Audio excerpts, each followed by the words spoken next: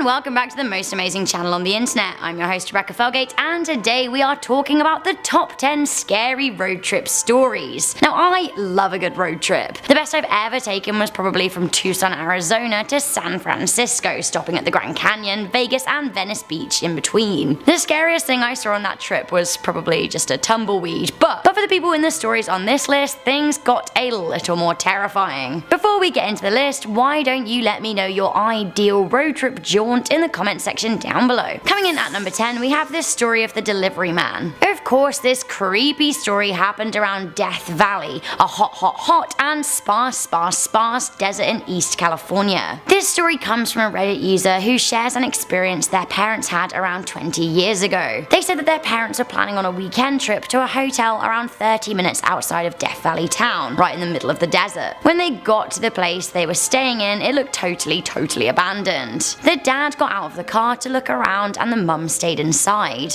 Out of nowhere, a guy holding a bunch of newspapers turned up and started approaching the mum, whose window in the car was open. He said that his motorbike had broken down and that he delivered papers to Death Valley town. If he didn't get them there, he would lose his job. The mum couldn't see the motorbike and had a very bad feeling about the guy. Now, the guy begged her to let him in the car and she refused. Eventually, the dad came back around the corner and the paper delivery guy looked panicked. He dropped his papers and ran off into the desert. When the mum and dad went to check into the hotel, the receptionist told them that actually they don't get newspapers delivered to the hotel at all. When they checked the newspapers, they dated back to 1954. Now, I'm wondering, was he a murderer or a local ghost? Coming into number 9, we have the Norwegian mountain menace. This story was posted by Tonbury King on Reddit. They said that they and their buddy decided to go on a late night drive into the Norwegian mountains to watch the sunrise across the land, which sounds really nice. He said that the drive up the mountain was very enjoyable, and there's also a bar at the top. Although they knew it would be closed, they thought they could sit on the benches, have a little smoke, have a little chat, and just take in the view. On the way up, they saw a person sitting on a boulder. They only realised what they saw after they'd driven by, and as it was late and the roads can be a bit treacherous,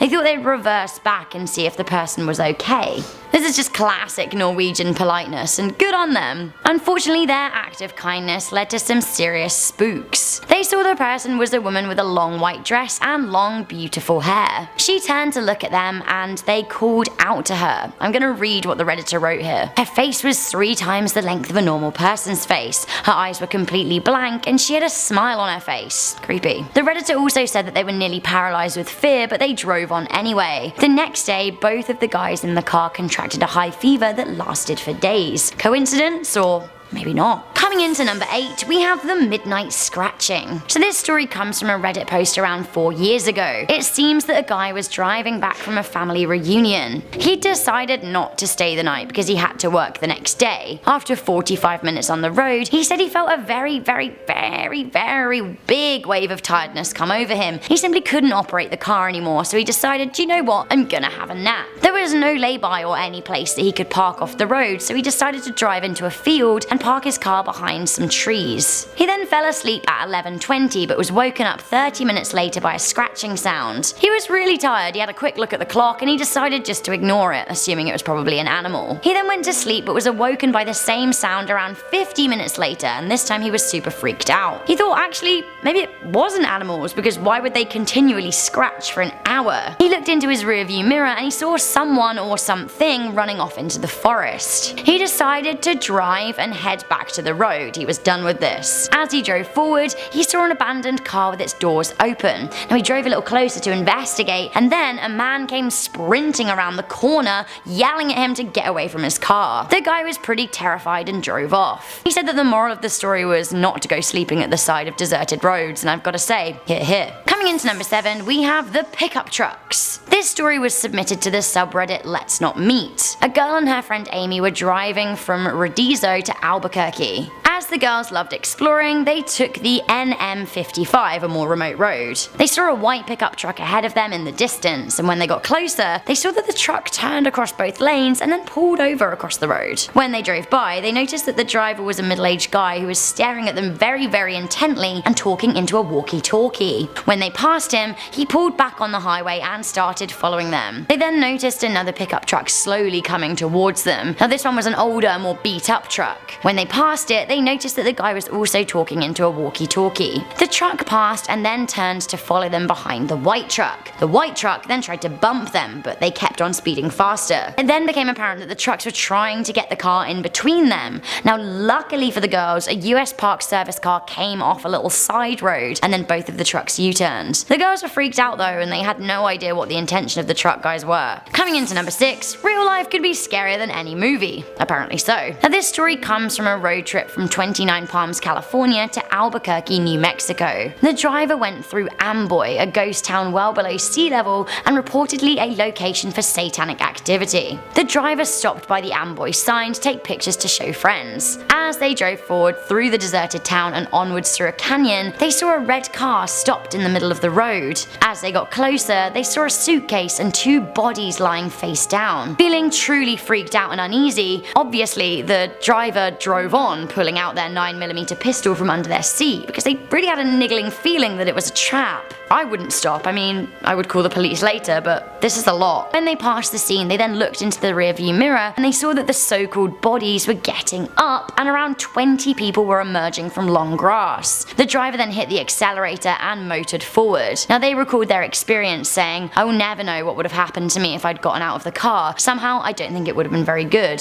Sometimes real life can be scarier than a movie." I agree. Honestly, sometimes my life is scarier than a scary movie. Coming into number 5, nothing good happens after 2 AM. I feel like this was an episode of How I Met Your Mother. Either way, sometimes I have to agree. A guy wrote a long and winding tale about a trip he took from Nashville to Kentucky and back again. He'd got into a fight with his girlfriend and he'd wanted to drive to blow off some steam. As he was headed to Alabama, he realized that he was running low on gas, so he pulled off Interstate 65 and drove off the ramp near a gas station. This is when he noticed something very strange. The only other car on the road was stopped at a green light. It was after 3 AM and the guy driving figured it was weird, but might just have been because the other driver was tired.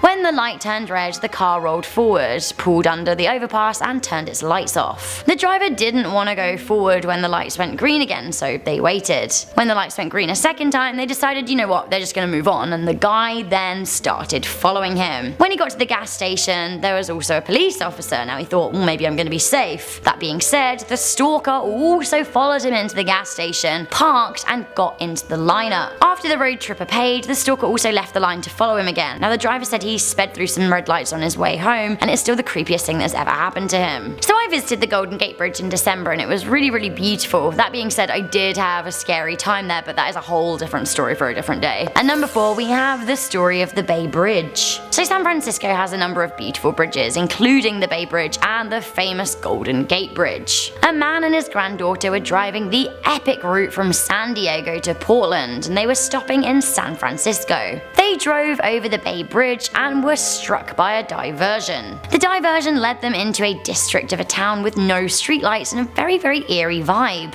The roads were deserted, but not just that, the streets seemed deserted too. A car drove by, but it was a Japanese model 1930s car. Eventually the detour took them over the Golden Gate Bridge, which was very dark with not even the toll booths open. The granddaughter, Kate, who was driving, started to go over the bridge, but she said she felt a force with her in the car trying to turn her around. Eventually, she managed to shake it off and drive forwards. And when she spoke to one of her friends who lived in San Francisco about the experience, they said that the Golden Gate is never dark, it's always lit up, and that area couldn't have been deserted as there was a festival on in town that day. Spooky. Okay, we've had loads of fun with Reddit here, but let's move on to some news-officiated real-life road trip stories that made national headlines. Coming into number 3, we have the murder of Peter Falconio. This story scares me so much as it is so simple and so easily replicated. On July 14th, 2001, Joanne Lees and her boyfriend Peter Falconio were driving on the Stewart Highway near Alice Springs in the Australian outback. Road tripping around, the couple in their 20s were enjoying a backpacking vacation in a VW camper van. As they were on the road, a driver in a Toyota 4-wheel drive flagged them down. He said he'd spotted that they had engine trouble and Peter got out to investigate while Joanne got into the driver's seat to rev the car. That is when she heard shots. She was terrified, and then the man reappeared at her window holding a gun to her head. Now he managed to tie her hands behind her back with cable ties and was dragged into the back of a man's car. When he was distracted, moving removing Peter's body, the girl then fled into the bush, fearing for her life and fearing she was going to be raped. She managed to successfully hide, and the man looked for her, passing close by, but he never found her. He later drove off with her boyfriend's body. Later, Joanne flagged down a road train driver who rescued her. Now, the body of Peter Falconio has never been found, but the killer was later identified by DNA on Joanne. John Murdoch was found guilty and sentenced to 28 years in prison. So not all road trips are taken in cars. A lot of cyclists take road trips hitting the pavement with two wheels. Sometimes it can be the ultimate way to experience the open road. Unfortunately, what this cyclist discovered will haunt them forever. At number 2, we have the Annecy Killings. The Al-Hilli family were on a holiday in France and taking a road trip through the Alps when they were shot in their red BMW. Parents Sad and Iqbal's mother were killed. The family's 2 daughters were wounded but luckily survived, although their 4-year-old was found hidden under her dead mother's legs 8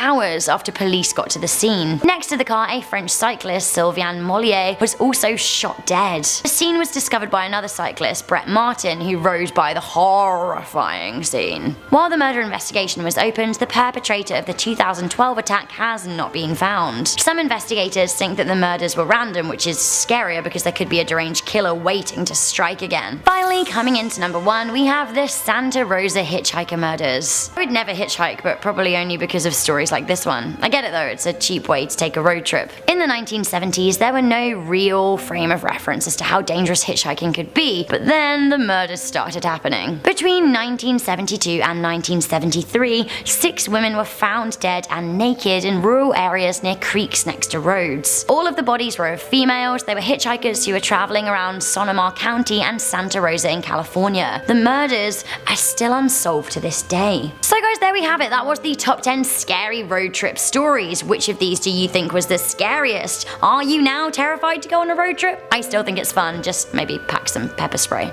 Thank you guys for tuning into this video. I'm your host Rebecca Felgate. If you want to connect with me on social media, my link is in the description box down below. For now, please leave a thumbs up on this video, share it with a friend, and I will see you next time.